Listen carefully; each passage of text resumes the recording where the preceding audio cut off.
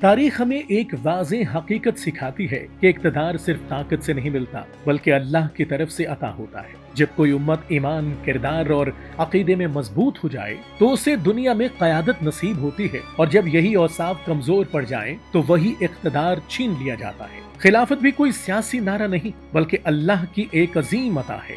خلافت دراصل اس وقت عطا ہوتی ہے جب ایک امت اللہ کے مطلوب ایمان، درست عقیدے اور اعلیٰ کردار کی حامل بن جائے۔ انبیاء علیہ السلام کی جدوجہد کا مرکز بھی یہی تھا کہ وہ انسانوں میں وہ ایمان اور کردار پیدا کریں جو اللہ کو پسند ہو۔ جب ایسی صفات رکھنے والے افراد ایک امت کی شکل اختیار کرتے تو اللہ اپنی رحمت سے انہیں خلافت عطا فرماتا۔ یہ حقیقت صرف ایک فرد تک محدود نہیں ہوتی بلکہ پوری امت کے اندر یہ اوصاف ہونا ضروری ہوتے ہیں، کیونکہ نظام خلافت صرف ایک حکمران سے نہیں بلکہ پوری قوم کے کردار سے چلتا ہے، اور جیسے ہی ایمان، عقیدہ اور کردار میں کمزوری آتی ہے خلافت بھی چھین لی جاتی ہے۔ قرآن مجید میں قوم نوح علیہ السلام، عاد اور سمود کا ذکر اسی تناظر میں آتا ہے کہ جب وہ اللہ کے احکامات پر قائم رہے تو انہیں زمین میں خلافت ملی، اور جب وہ راہ حق سے بٹے تو ان کا زوال یقینی ہو گیا۔ اللہ تعالیٰ فرماتا ہے، اے قوم عاد، یاد کرو جب اس نے تمہیں قوم نوح کے بعد خلیفہ بنایا، اور اے قوم سمود، یاد کرو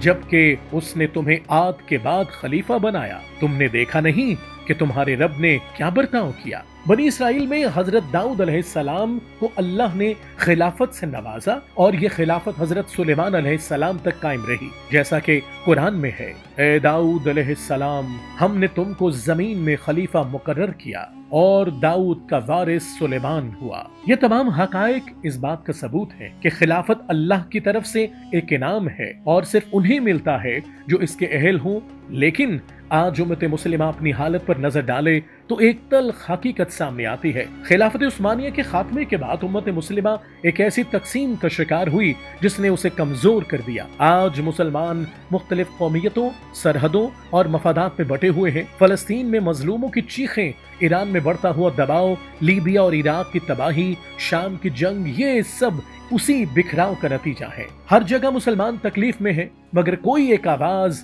کوئی ایک قیادت، کوئی ایک نظام ایسا نہیں جو پوری امت کی نمائندگی کر سکے۔ آج یہ صورتحال امت کو یہ سوچنے پر مجبور کرتی ہے کہ آخر وہ کون سا نظام تھا جس کے ہوتے ہوئے امت ایک مضبوط اور متحد قوت تھی؟ تو اس کا جواب بھی واضح ہے کہ نظام خلافت۔